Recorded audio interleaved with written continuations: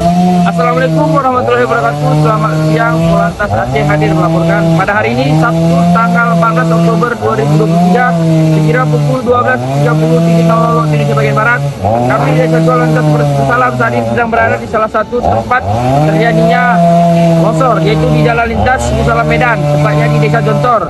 Kami menghimbau kepada seluruh pengguna jalan raya agar selalu berhati-hati dalam berkendara. Akses saat ini sudah dilakukan pembersihan tempat dilalui, mengingat curah hujan yang tinggi di kawasan hukum Polres Suku Salam. Kami berharap pada seluruh pengguna jalan raya yang melintasi dari arah Suku Salam menuju Medan, sebaliknya dari arah Medan menuju Suku Salam, agar selalu berhati-hati. Sekian dapat saya sampaikan.